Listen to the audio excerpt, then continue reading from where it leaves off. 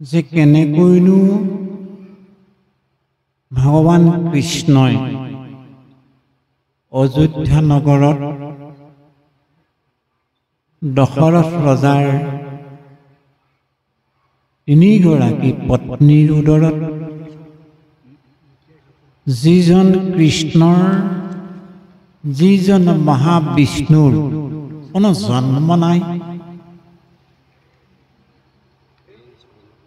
মৃত্যু নাই, জৰা নাই, ব্যাধি নাই, যাৰ কোনো আকাৰ নাই, নিৰাকাৰ, সেইজন ঈশ্বৰে ৰাম লক্ষ্মণ ভৰত শত্ৰুঘ্ন চাৰি অংশে অৱতীৰ্ণ হ'লহি ত্ৰেতা যুগত অযোধ্যা নগৰত দশৰথ ৰজাৰ গৃহত।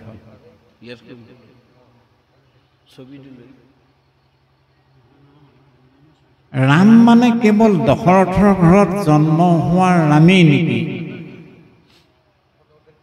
তাৰ আগত ৰাম নাছিল নেকি? তাৰ আগতো ৰাম আছিল। ৰাম নাম তাৰ আগতো আছিল, কেৱল দশৰথৰ গৃহত জন্ম হোৱা দিন ধৰিহে ৰাম নাম হ'ল এইটো কথা নহয়, ৰাম আহিল সেইটো কথা নহয়, তাৰ আগতো ৰাম আছিল। যেতিয়া নেকি দশৰথ ৰজাই মৃগয়া কৰিবলৈ গৈ অন্ধমুনিৰ পুত্ৰ সিন্ধুমুনিক শব্দভেদী বান মাৰি মৃত্যু মুখত পেলালে, এজন মুনিৰ ল'ৰা, এজন ব্ৰাহ্মণ সন্তান দশৰথে শুনিলে যে পানীৰ খলকনি হৈছে, নিশ্চয় হৰিণাই জলপান কৰি আছে, তো অন্য একো নহয়, হৰিণা। দশৰথৰ হাতত শব্দভেদী বান আছিল, এনে শব্দ য'তেই শব্দ য'ৰ পৰা নুশুনক লাগিলে বান এৰি দিয়াৰ লগে লগে সেই শব্দ য'ত আৰম্ভ হৈছিল তাত গৈ লাগি যাব। মানে ইমান বিদ্যা, ইমান মানে চোকা। এতিয়া তেনেকুৱা বানটো উলিয়াবই পৰা নাই আজিৰ বিজ্ঞানে। আগৰ যি বেদৰ যি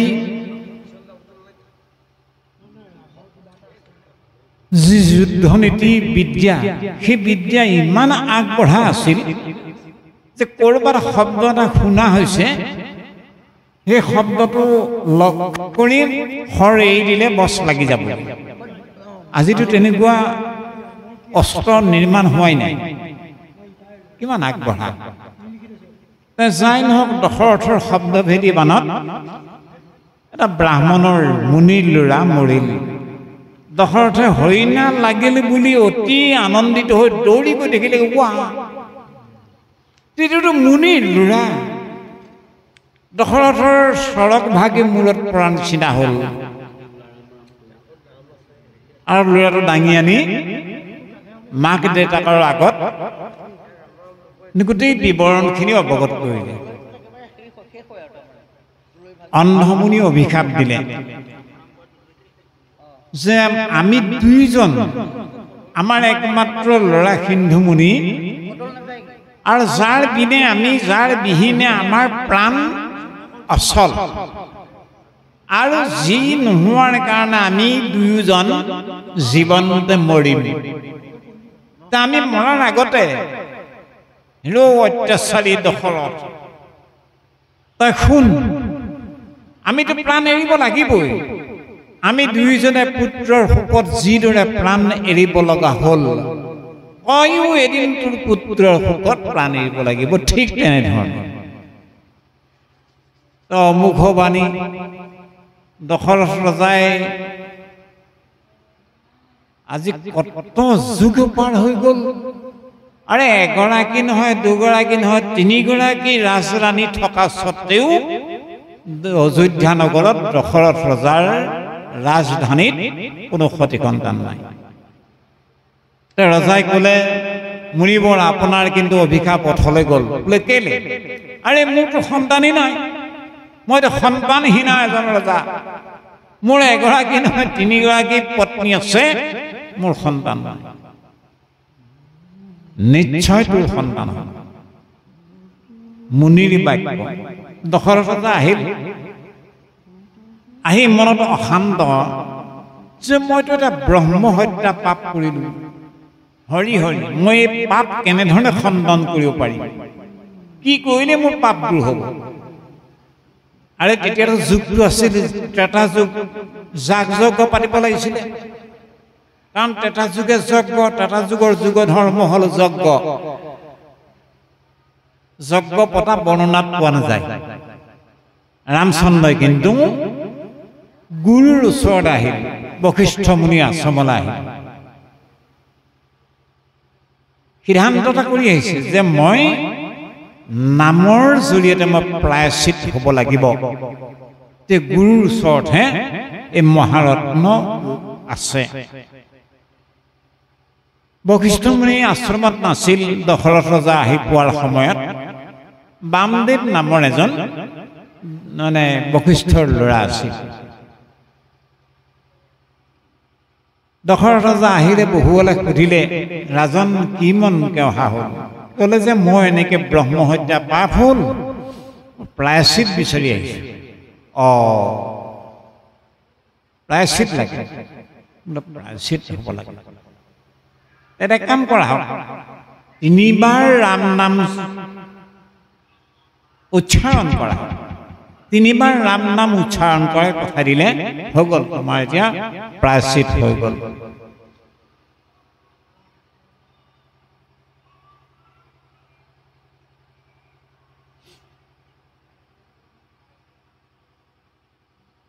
এই ৰাম পাপ কৰি অনুশোচ ভৈল যি জনৰ উত্তম প্ৰায়শ্চিত জানাহুৱে কিতো নহৰ হয় মানুহ মাত্ৰে পাপ আৰু পুণ্য থাকেই পাপ এটা হৈ যোৱাৰ পিছত যদি অনুশোচনা হ'ল তেতিয়াহ'লে প্ৰথম বা উত্তম প্ৰায়শ্চিত হৈয়ে গ'ল নম্বৰ 1 আৰু সমস্ত প্ৰায়শ্চিত অনুষ্ঠানৰ জৰিয়তে যি মহাপাপ দূৰ কৰিবগৈ নোৱাৰি সেই মহাপাপ দূৰ কৰাৰ একমাত্ৰ মহামহৌষধ হ'ল ভগৱন্তৰ নাম গতিকে 3বাৰ ৰাম নাম ল'লে দশৰথ ৰজা আহিল বশিষ্ঠ মুনি আহি পালেহি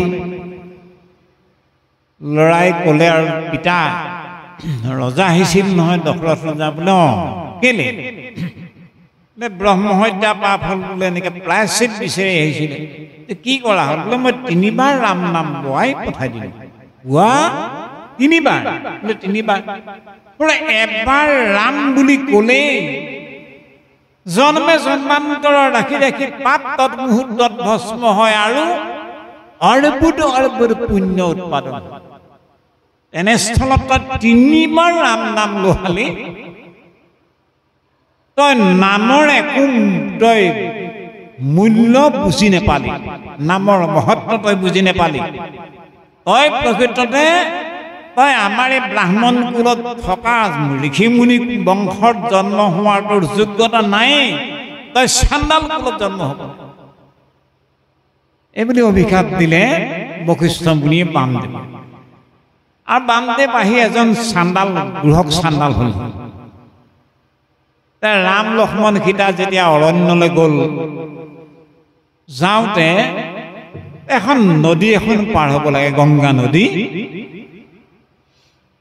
পাৰ হ'ব লাগে আৰু ঘাটৈ আছে ঘাটৈ নাও লৈ আহিলে আৰু পাৰ কৰি লৈ গ'ল ৰাম লক্ষ্মণ সীতা পাৰলৈ উঠি যাবলৈ ওলাইছে আৰু ৰামে এতিয়া ঘাটৈ পইচা লৈ যাব লাগে নহয় গৃহক চাণ্ডালে কি বুলি কৈছে মন কৰক নাই সেনা নাইলেই ধোবিছে না ধোবি নাই মানে নাপিত হে প্ৰভু এজন নাপিতে আন মানুহৰ দাড়ি চুলি কাটিলে পইচা লয় সঁচা কথা কিন্তু এজন নাপিতে আন এজন নাপিতৰ দাড়ি চুলি কাটিলে যিদৰে পইচা নলয় নম্বৰ 1 ধুবিছে না ধুবিলেই যেনেকৈ এজন ধুবিয়ে আন আন মানুহবিলাকৰ কানি কাপোৰ ধুই দিয়ে পইচা লয় ঠিকেই কিন্তু আনজন ধুবিৰ কাপোৰ ধুই দিবলগীয়া হ'লে যিদৰে ধুবিয়ে ধুবিৰ কাপোৰ ধুলে পইচা নলয় যিদৰে নাপিতে নাপিতৰ দাড়ি চুলি কাটিলে পইচা নলয় ঠিক তেনেকে প্ৰভু মই এখন সৰু নদীৰ ঘাটৈ তুমি আকৌ অপাৰ সংসাৰ সমুদ্ৰখনৰ সাগৰখনৰ ঘাটৈ নহয় গতিকে ঘাটৈয়ে পইচা ল'ব নাপায় মন কৰকচোন উদাহৰণটো দিছে গোস্বামী তুলসীদাস মহাৰাজে যে বুঢ়ক চন্দালে ক'লে যে প্ৰভু মই তোমাক পাৰ কৰি দিলো হয় এইখন সৰু নদী এখনৰে মই ঘাটৈ তুমি আকৌ অপাৰ সংসাৰ সমুদ্ৰখনৰ ঘাটৈ গতিকে ঘাটৈয়ে পইচা ল'ব নাপায় নহয় গতিকে যাই নহওক এই ৰাম নামৰ এবাৰ ৰামৰ নাম আপুনি জানিয়ে লওক বা নজানিয়ে লওক ওলোটাই লওক বা চিধাই লওক শ্ৰদ্ধাই লওক বা হেলাই লওক নামৰ মহিমা ইমান মহান জানাদি কবি নাম প্ৰতাপু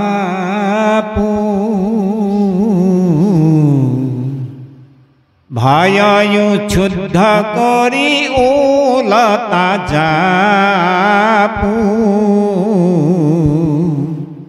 জান আদি কবি যাৰ নাম আদি কবি যাতকে আৰু কবি শ্ৰেষ্ঠ কবি নাই যাৰ নাম বাল্মীকি যিজন বাল্মীকি পূৰ্ব জন্মত আছিল মহা ডকাইত এনেকুৱা ডকাইত যাৰ নাম ৰত্নাকৰ দস্যু বুলি ক'লে স্বৰ্গ মৰ্ত্য পাতাল লোকালোকত মানে ভয়ত আতুৰ হৈ যায় অংগীৰজ নাৰদে দেখিলে এইটো আৰু সৃষ্টিত বৰ সমস্যা হ'ব এই ৰত্নাকৰ দস্যুৱে এনেকুৱাকে যদি মানুহ নিধন কৰি থাকে আৰে পিতা ব্ৰহ্মাদেৱে সৃষ্টি কৰা মানৱ জাতিটো নাইকিয়া হৈ যাব ব্ৰহ্মাৰ মানস পুত্ৰ অংগীৰজ নাৰদ গ'ল এই ৰত্নাকৰ দস্যুৱে য'ত মানে মানুহ নিধন কৰে কেলে মাৰে তেওঁ অংগীৰজ নাৰদ গৈ ওলালেগে আৰু ধৰিলে নহয় কৈছে ক'ত যাওঁ আমি সন্যাসী মানুহ এনেকে যাম বুলি আহিলো কি আনিছা দিয়া নহ'লে এডাল লাঠি দেখিছা কি আনিছা দিয়া নহ'লে প্ৰাণ থৈ যোৱা তই ৰচোন আমিতো ভিক্ষাৰী মানুহ সন্যাসী মানুহ আমাৰতো একো নাই নাই সেইবোৰ মই নাজানো নহ'লে প্ৰাণ থৈ যোৱা নহ'লে বস্তু থৈ যোৱা তই ইমান নিৰ্দয়া মোৰ লগত সেইবোৰ দয়া ময়া সেইবোৰ মোক মানে সময় নষ্ট নকৰিবা কিবা আনিছা যদি দিয়া নহ'লে প্ৰাণ দিয়া এডাল দেখিছা নহয় মই সঁচাকে মাৰিছো নেকি মাৰিবি নেকি মই মাৰিম কিমান মানুহ মাৰিছো এতিয়ালৈকে এইকেইটা তই দেখিছ বোলে দেখিছো কিমান শিলগুটি আছে 7টো শিলগুটি আছে 7টো শিলগুটি 7টা তোৰ যিমানটা শিলগুটি আছে মই এতিয়ালৈকে সিমান মানুহ মাৰিছো তই ইমান মানুহ মাৰিছ ঠিক আছে ইমান মানুহ মাৰিলি তোৰ এই মহাপাপ কাৰ কাৰণে কৰিছ মোৰ পৰিয়ালবৰ্গৰ কাৰণে মোৰ ল'ৰা আছে দেউতা আছে পিতা আছে মাতা আছে গোটেইবিলাক মই চলাই আছো তোৰ এই মহাপাপৰ ভাগ সিহঁতি ল'ব নাই কেলে নল'ব কিয় নল'ব মই কাৰ কাৰণে এইবিলাক পাপ কৰিছো সিহঁতৰ কাৰণে কৰিছো তই ঘৰত গৈ সুধি আহচোন যা মই গম পাইছো নহয় মানে পলাব বিচাৰিছা নহ'ব নহয় আমি পলাব বিচৰা নাই, তই ঘৰত সুধিয়েকে যা, তই যে ইমান মানুহ মাৰিছ, ইমান পাপ কৰিছ, এই পাপৰ ভাগ সঁচাকে ল'ব নে নলয় তইতো আজিলৈকে সোধা নাই। আৰু মই নাই সোধা, তই সুধিয়েকে যা, নহ'ব। মই তোমালোকক শিকলিৰে বান্ধি থৈ যাম, তেতিয়াহে মই যাব পাৰিম। ঠিক আছে, তই আমাক বন্দী কৰি থৈ যা, কোনো কথা নাই। অংগুৰেজ নাৰ দুইজনক মানে হাতত শিকলি লগাই আৰু বন্দী কৰি থৈ গ'ল। দৌৰি দৌৰি গৈ ঘৰ পালেগৈ।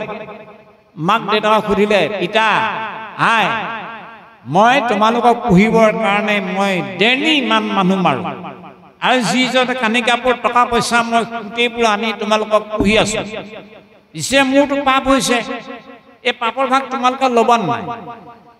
মাক দেউতাই ক'লে, বোপাই তই সৰু হৈ থাকোঁতে তোক আমি খুৱাবলগীয়া হৈছিল, পিন্ধাবলগীয়া হৈছিল, এতেকে বুলি আমি কৰা পাপ বা পুণ্যৰ পাপৰ ভাগ তোক দিম, এই কথাটো আমি কোৱা নাছিল। আৰু এতিয়া আমি বুঢ়া হ'লো, অচল অটল হ'লো, তই পাপ কৰি আনিছ নাজানো, পুণ্য কৰি আনিছ, এতেকে বুলি তোৰ পাপৰ ভাগ আমি ল'ব নোৱাৰোঁ। ল'ৰা ছোৱালীয়ে ক'লে, সেই মানে গৃহিণীয়ে ক'লে, ঠিক তেনেধৰণৰ যাবা।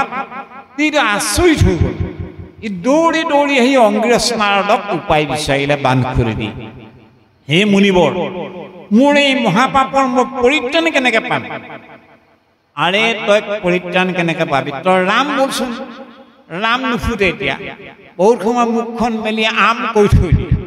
এই ৰাম বোল, আমহে ফুটে তাৰ। অংগ্ৰেজ নাৰদে দেখিলে এইটো আম কৰি থাকে, দাদা ইয়াক এটা কাম কৰা, ই যে মানুহ যে সদায় মৰাটো স্বভাৱজাত বৃত্তি হৈ আছে, এই মৰা মৰা কৰি থাকিবলৈ কওকচোন। তই মৰা বলচোন, মৰা বোলো, মৰাটো ফটক ফটক ফুটে। ৰাম নুফুটে, মৰাটো হ'লে পটক পটক ফুটে। অৰ্থাৎ মৰা শব্দটোৰ লগত তাৰ মনে প্ৰাণে বাহিৰে ভিতৰে এনেকুৱা সম্পৰ্কিত হৈ গ'ল, মৰা মৰা ফুটে। ঠিক আছে দাদা, ই মৰা মৰাই কৰি থক, আমি এতিয়া যাম। মৰা মৰাই জপ কৰিবলৈ ধৰিলে। সি কথাতে কৈছে, জানাদি কবি নাম প্ৰতাপ, ভয়য়ু শুদ্ধ কৰি ওলতা যাবু। আপোনাক সবে জানে, আদি কবি মানে এনেকুৱা এজন কবি, जहां न पहुंचे रवि वहां पहुंच जाए कवि। য'ত সূৰ্যৰ পোহৰ পাবগৈ নোৱাৰে তাৰ কিন্তু কবিৰ কল্পনা গতি কৰিব পাৰে। আৰে ৰাম জন্মই হোৱা নাই, গোটেই ৰামৰ চৰিত্ৰ লিখি পেলাব পৰা এজন প্ৰখ্যাত কবি হৈ গ'ল। কাৰ কাৰণে? ৰাম নামৰ কাৰণে। আৰু ৰাম নাম কেনেকৈ ল'লে? কিবা ভক্তিভাৱে লৈছিলে নেকি? নাই। শ্ৰদ্ধাই লৈছিলে নেকি? নাই। কোন প্ৰত্যেকৰ ৰাম বুলিব নাজানিছিল, মৰা মৰাহে কৰি আছিল। মৰা মৰা কৰি থাকোঁতে মৰা গুচি জীয়া হৈ গ'ল। আমিও সঁচাকৈ পুৰুষ সমষ্টাই হ'ল, আমি আমাৰ কেতিয়াবা জীৱনতে আমাৰ অশৰীৰী মৃত্যু হৈ যায়। আমাৰ মৃত্যু দুবাৰ হয়, এবাৰ হয় দেহৰ মৃত্যু আৰু আনবাৰ হয় শৰীৰ জীয়াই থকা স্বত্বেও আমাৰ মৃত্যু হৈ যায়। কেলে? যি যি সময়ত গুৰু দেও নাম ভকতৰ কথা আমাৰ মনৰ পৰা মুচ খাই গ'ল, হেৰাই গ'ল, সেইখিনি সময়তে মৰা। যেনেকৈ ব্ৰহ্মপুত্ৰৰ ভৰাকুটিৰ পৰা একো একোটা খুটি ফাটি যায়, কিছুদূৰ গৈ চাপৰি এটা অঞ্চল বেৰি আকৌ ভৰাকুটিত গৈ পৰি দিয়ে। যেতিয়ালৈকে ব্ৰহ্মপুত্ৰ ভাৰাকুটিৰ পৰা ওলাই যোৱা চাৰাকুটিটোৱে গৈ ব্ৰহ্মপুত্ৰতে পৰেগে, পৰি থাকেগে, চলি থাকেগে, তেতিয়ালৈকে তাক জীয়াকুটি বুলি কোৱা যায়। যেতিয়া এই ব্ৰহ্মপুত্ৰৰ ভাৰাকুটিৰ পৰা ওলাই গৈ কিছুদূৰ গৈ খুটিটো শুকাই যায়, মৰি যায়, তেতিয়া তাক মৰাকুটি বুলি কয়। আমিও সমস্ত জীৱ ঈশ্বৰ কৃষ্ণ ভগৱন্তৰে অংশ। এই ভগৱন্তৰ অংশ জীৱ হোৱা কাৰণে যি পৰ্যন্ত জীৱই মানুহে ভগৱন্তৰ গুঞ্জক হৃদয়ত স্মৰণ চিন্তন শ্ৰদ্ধাই হওক বা হেলাই হওক সভক্তিৰে হওক বা অভক্তিৰে হওক লৈ থাকিব ভাবি থাকিব তেতিয়ালৈ কিন্তু আমি জীয়াই থাকিম আৰু যেতিয়া যেতিয়াই ভগৱন্তৰ নাম আমি মনৰ পৰা এৰি দিম আমাৰ জীৱনৰ পৰা ভক্তি এৰি দিম তেতিয়াই কিন্তু আমি জীয়াই থাকোঁতেও আমাৰ অশৰীৰী মৃত্যু হৈ যায় নামৰ মহিমা ইমান মহান যিজন নেকি বাল্মীকি হিচাপে প্ৰখ্যাত হ'ল এটা নতুন জন্ম লাভ হৈ গ'ল নামৰ মহামহিমাৰ প্ৰভাৱত আৰু যিজন বাল্মীকিয়ে ৰাম জন্মই হোৱা নাই গোটেই ৰামৰ চৰিত্ৰ লিখিব পৰা এজন মহান প্ৰখ্যাত কবি হৈ গ'ল নাম এনেকুৱা মহাতত্ত্ব যাৰ কাৰণে আমি যিমান পৰিমাণে ৰামচন্দ্ৰৰ গুণ যশত আমি নাম গংগা জলত যদি আমি স্নান কৰিব পাৰোঁ তেতিয়াহ'লে আমাৰ যদিও বা জন্মটো হেনো নৰ জন্ম যদিও বা ক্ষণস্থায়ী তথাপি ৰাম নাম গংগা জলত আমি স্নান কৰিব পাৰিলেই আমি চিৰস্থায়ী হৈ যাব পাৰিম ভাগৱত গ্ৰন্থত প্ৰভু ভগৱন্তৰ নাম গংগা জলৰ বিষয়ে ক'লে মহাদেৱ শংকৰে 10জন প্ৰচেতকৰ সন্মুখত মহাদেৱ শিৱ শংকৰৰ 10জন শিষ্য আছিল প্ৰাচীন বুঢ়ী ৰজাৰ 10জন ল'ৰা যাক 10 প্ৰচেতক বুলি কয় এই 10জন প্ৰচেতকৰ আগত মহাদেৱ শংকৰে নামৰ মহিমা কি বুলি ক'লে মন কৰিব লগা ইৰাম যদ্যপি ক্ষণিকয়িত দেহামনুষ্যৰ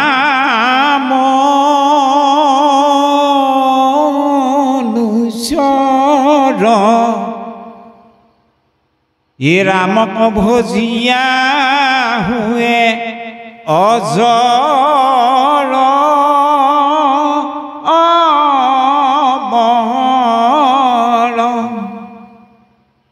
হি প্ৰচেতক উপাসকল হয় মানুহৰ জীৱন যদি ক্ষণস্থায়ী জীৱন যদ্যপি ক্ষণিকয়িত দেহা মনুষ্যৰ তথাপিতো ৰামক যদি শৰণ লয় ৰামক যদি ভজে ৰামক ভজিয়া হয় হেনো অজৰ অমৰ এই ৰাম 10 প্ৰচেতাৰ আগে কহিলন্ত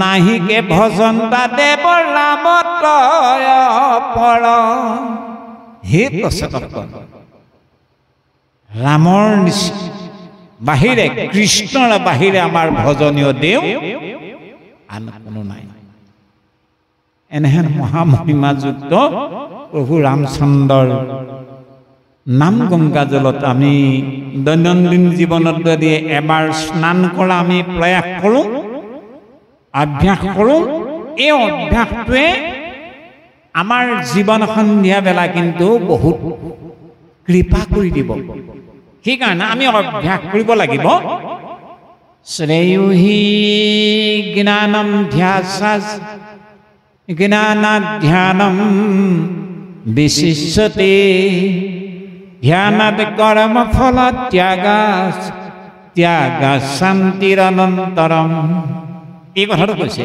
শ্ৰেয়ুহি জ্ঞানম ধ্যাসাস মই কিমান ৰামায়ণ জানিলোঁ সেইটো আচল কথা নহয় মই কিমান ভাগৱত জানিলোঁ ক'ব পাৰিলোঁ সেইটো বিশেষ কথা নহয় মই কিমান শাস্ত্ৰত পাণ্ডিত্য আছে এইবোৰ একেবাৰে অনৰ্থক কথা আচল কথা কোনটো যিমান কোনে ভাগৱত জানিলোঁ যিমান কোনে ৰামায়ণ বুজি পালোঁ এই বুজি পোৱা অকণমানকে যদি নিজৰ জীৱনত অভ্যাস কৰিবলৈ যত্নপৰ হ'লোঁ তেতিয়াহ'লে 4 বেদ 14 শাস্ত্ৰ 18 পুৰাণ ৰামায়ণ বিদগ্ধ পণ্ডিতজনতকৈ অকণমান বুজি পাই তাকে জীৱনত প্ৰয়োগ কৰা অভ্যাস কৰা মানুহজনে বেছি শ্ৰেষ্ঠ বুলি কৈছে আনহাতে ৰামায়ণ পঢ়ি আদায় কৰি দিলোঁ ভাৰত পঢ়ি আদায় কৰি দিলোঁ ভাগৱত পঢ়ি আদায় কৰি দিলোঁ কিন্তু তাৰ গৰ্ভাংশৰ এটাও কথা মনত নাই ৰামায়ণ পঢ়ি আদায় হ'ল বোলে সীতা মতা না মাইকী বাৰু কোৱাচোন কি বুলি কওঁ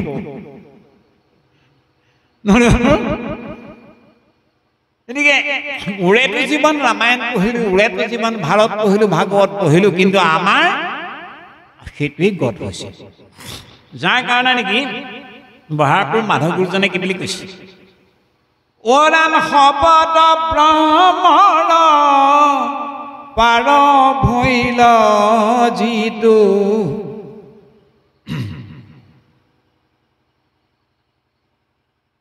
ৰামত ভকতি নাই তাৰ মাত্ৰ শ্ৰম, শ্ৰমে মাত্ৰ ফল, যেন ৰাখে বাজি গাই।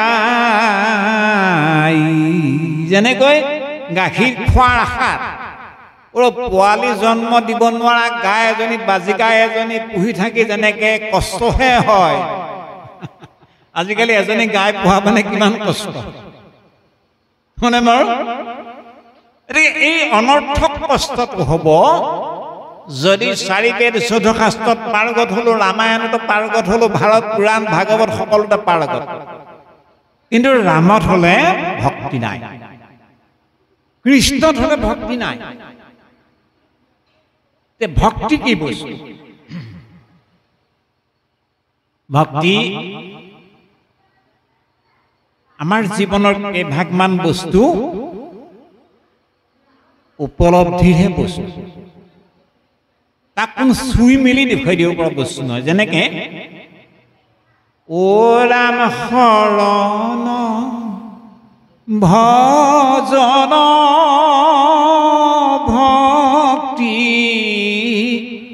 বেদান্তৰ বাজ, বিচাৰিলে পাই তাংক হৃদয়ৰ মাজ। বোলে বাপ শৰণ ললে নে? ললো নহয়। আমাৰ কৃপালু গুৰুজনে বৰগীতৰ আধাৰত শৰণ লবলৈ কাহানি পাই কৈ থৈ গ'ল, কেলে নলওঁ?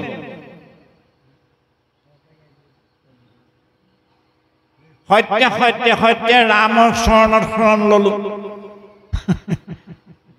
নহয় বাৰু, তিনি শপত খাই ৰামৰ চৰণত শৰণ লৈছো, শৰণ ললো। ভজন ভাগ আকা ভজনো লোৱা হ'ল। তেতিয়াহ'লে বাপ ভক্তি কৰে। ভক্তি পুৱা গধূলি মই গোসাঁই ঘৰত বন্তি গছ নজলকে ওলাই নাযাওঁ বাপ। এই মিটাৰটো আনকচোন, এই বাপৰ শৰণ ভজন ভকতি কিমান হৈছে চাওঁ জোখটো মাৰি। এই বুলি মোৰ বুকুত মিটাৰটো লগাই, আপোনাৰ বুকুত মানে মিটাৰটো লগাই শৰণ কিমান হ'ল, ভজন কিমান হ'ল, ভকতি আপোনাৰ কিমান আছে কোনো উত্তৰ উলিয়াব নোৱাৰে। ক'ৰ বস্তু শাস্ত্ৰত বিচাৰিলে পাব নেকি? নাই। হয় নামঘোষাত আছে শৰণ, হয় ভজন আছে, হয় কাকুতি মিনতি ভকতি সকলো আছে নামঘোষা গ্ৰন্থত, কিন্তু গ্ৰন্থতহে আছে। যদি আমাৰ হৃদয়ত যদি আমি কোনোদিন তাক সম্বন্ধন নকৰোঁ, তেতিয়াহ'লে এই গ্ৰন্থৰ নামঘোষাৰ শৰণ নামঘোষাতে থাকিব, নামঘোষাৰ ভজন, নামঘোষাৰ কাকুতি মিনতি প্ৰাৰ্থনা ভকতি নামঘোষাতে থাকিব। আমি বহুত শাস্ত্ৰ জনাৰ কোনো প্ৰয়োজন নাই। ও নলাগে দেৱদী জহৰি হুইবে,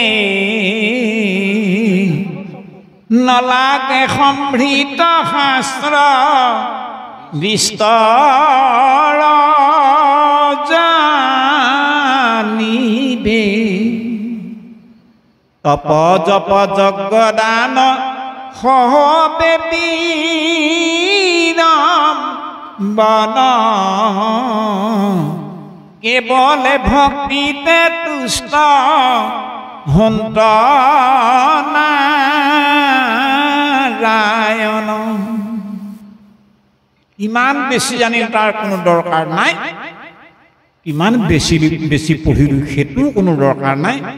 যিমানজন পঢ়িলোঁ, যিমানজন মই শুনিলোঁ, যি শুনিলোঁ সেই শুনাটো আমাৰ জীৱনত প্ৰয়োগ কৰাৰ অভ্যাস কৰাটো এই বহু শাস্ত্ৰ জনা মানুহজনতকৈ অকণমান শুনিলে তাকে বাৰম্বাৰ জীৱনত ৰাম নাম গংগা জলত স্নান কৰাত লাগিব। সদা সৰ্বদাই এহাতেদি নদীত জাবুৰ মাৰি বাহ্যিক শৰীৰটো এহাতেদি টিউবেলৰ পৰা ফিল্টাৰ কৰি থোৱা পানী বাল্টি মূৰত ঢালি শৰীৰটোক স্নান কৰাৰ যি কৰ্ম, ঠিক তেনেধৰণে নাম গংগা জলেৰে সৈতে হৃদয়খন চাফা কৰাটো যদি দৈনন্দিন জীৱনৰ নিত্য কৰ্ম হিচাপে যদি অভ্যাস কৰা হ'ল, আখৰা কৰা হ'ল, এনে এটা শুভদিন শুভক্ষণ আহিব যিটো দিনত আপুনি বাহ্যিক জল ধাৰণে আপোনাৰ শৰীৰটো পখলাৰ লগে লগে ধোৱাৰ লগে লগে নাম গংগা জলেৰে আপোনাৰ আভ্যন্তৰীণ চলাটো শুদ্ধ কৰা হৈ যাব। আৰু প্ৰভু ভগৱন্তৰ কৃপাত পৰম মংগল পৰম গতি সমস্তজনৰ সম্ভৱ হৈ যাব। ও ৰাম শুনা সৰ্বজন আবে ৰামৰ চৰিত্ৰ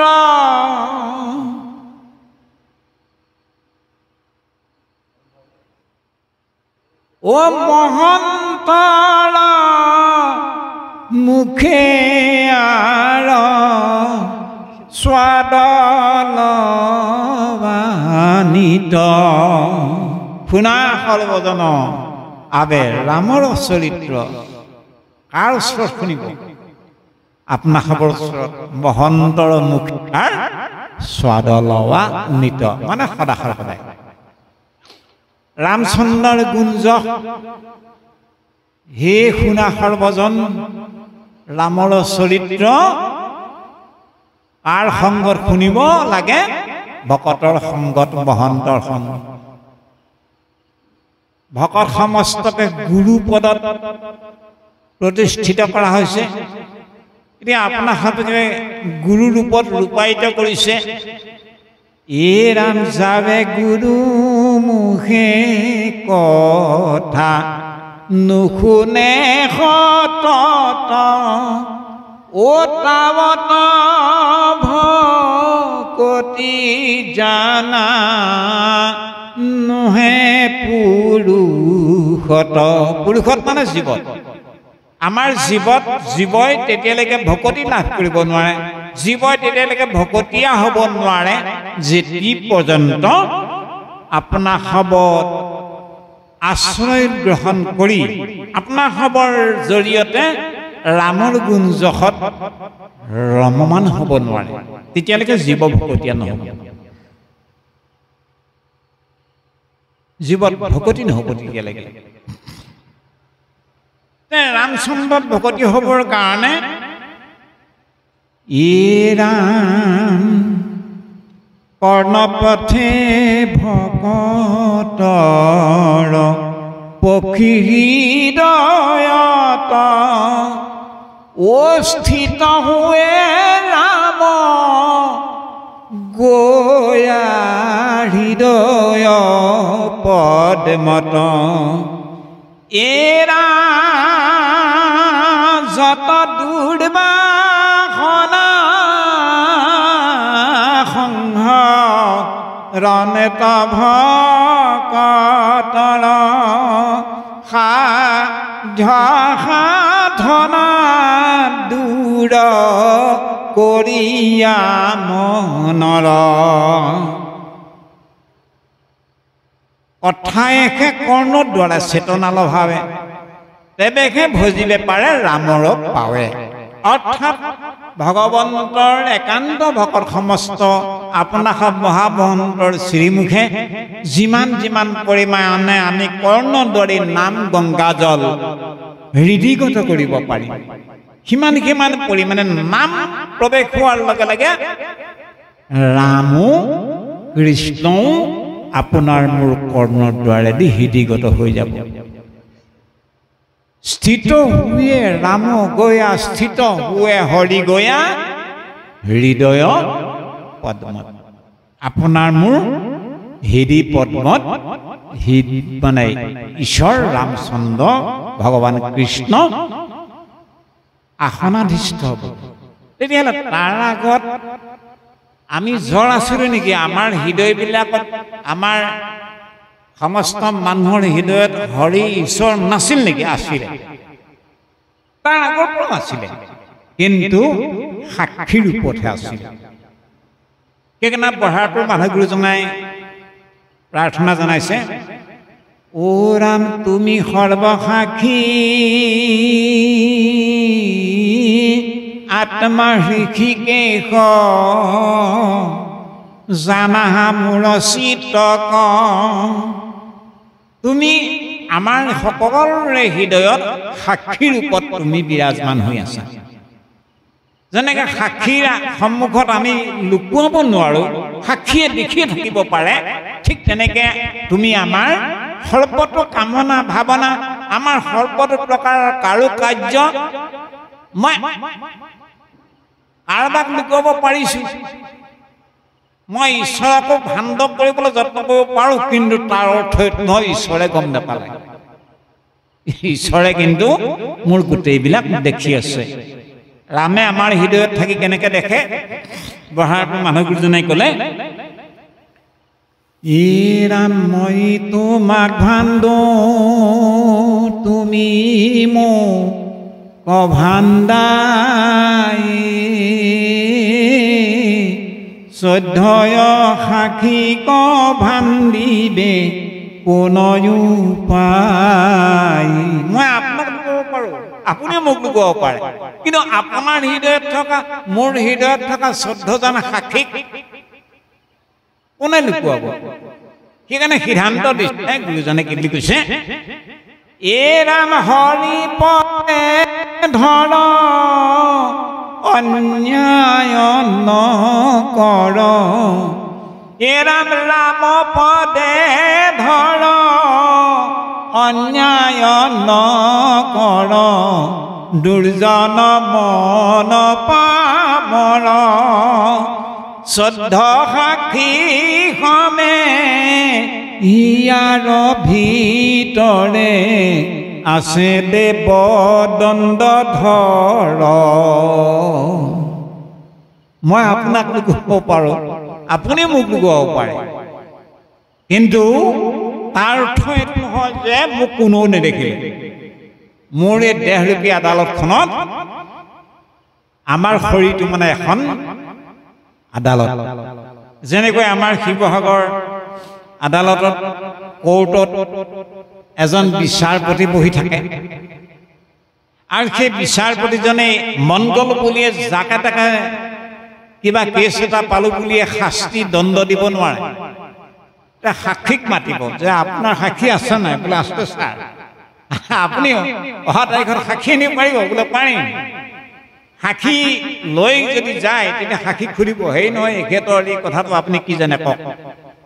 সাক্ষী সাক্ষ্য লৈহে দণ্ডাধীশে দণ্ড দিয়ে যিদৰে, ঠিক তেনেকৈ আমাৰ দেহৰূপী আদালতখনত ৬জন সাক্ষী আছে। চকুত আদিত্য, মুখত বহ্নি, ভুজত ইন্দ্ৰ, কৰ্ণত দিশ, ছালত বায়ু, নাকত অশ্বিনী কুমাৰ, জিভাত বৰুণ, এই ধৰণে একেবাৰে পদলৈকে ১৪ স্থানত ১৪জন দেৱতা শক্তি বিৰাজমান হৈ আছে। এই দেৱতা শক্তিসমূহৰ সাক্ষ্য লৈ আমাৰ হৃদি পদ্মত বিৰাজমান হৈ থকা ৰামৰ নিৰ্দেশনা হৈ যাব যে কি শাস্তি ভুগিব লাগিব, পৰম গতি হ'বনে নে শাস্তি হ'ব। ৰাম নামৰ ঈশ্বৰ কৃষ্ণ ভগৱন্তৰ নামৰ কিন্তু মহামহিমা ইমান মহান। আপুনি জানিয়ে পাপ কৰক বা নাজানিয়ে কৰক, যি কাৰণতে নহওক লাগিলে আমি মানুহ মাত্ৰে পাপত মগ্ন হৈছোৱে। জন্মে জন্মান্তৰ ৰাখি ৰাখি পাপ সমস্ত ভঞ্জন কৰাৰ একমাত্ৰ উপায় হ'ল প্ৰভু ভগৱন্তৰ ৰাম নাম, কৃষ্ণ নাম। এনেহেন নাম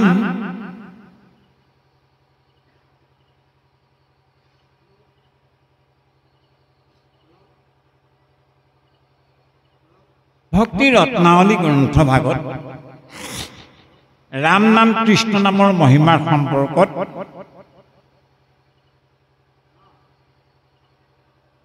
দুলৰী চন্দত এনেধৰণে কৈছে যে এনেহেন নাম যদি সমস্ত পাপৰ একমাত্ৰ মহামহৌষধ হয় তেতিয়াহ'লে নাম সকলোৱে জানিব লাগিছিল, নাম সকলোৱে গুৰুত্ব দিব লাগিছিল, সকলোৱে ৰামচন্দ্ৰৰ চৰণত শৰণাপন্ন হ'ব লাগিছিল, ভগৱান কৃষ্ণ গোসাঁইৰ চৰণত আশ্ৰিত হ'ব লাগিছিল। কিয় নহয়? নামৰ মহিমাৰ সম্পৰ্কত বিষ্ণু পাৰিষদ 4জনে বিষ্ণুৰ দূত 3জনৰ আগত কি বুলি ক'লে মন কৰিব লাগে। এ ৰাম নাম নকৈবাৰ আৰু অভিপ্ৰায় শুনিলি সমস্ত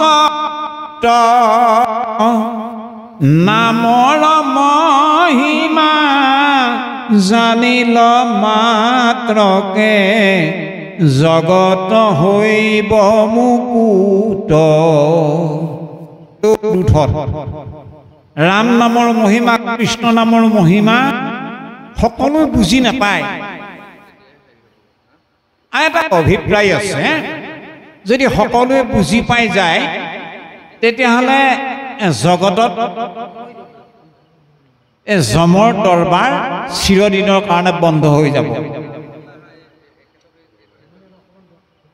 যাই নহওক, ঈশ্বৰ কৃষ্ণ ভগৱন্তৰ নাম, ৰাম নাম আমাৰ যদি হৃদয়ত আমি সদা সৰ্বদাই নাম নিজৰা, নাম গংগা জলত যদি আমি স্নান কৰাটো আমাৰ দৈনন্দিন জীৱনৰ যদি আখৰা হৈ থাকে, অভ্যাস হৈ থাকে, তেতিয়াহ'লে আমি একো নাজানিলেও কেইটামান কথা মনত ৰাখি গ'লেই কিন্তু আমি পৰম গতি আমাৰ ইহ জনমতে হৈ যাব।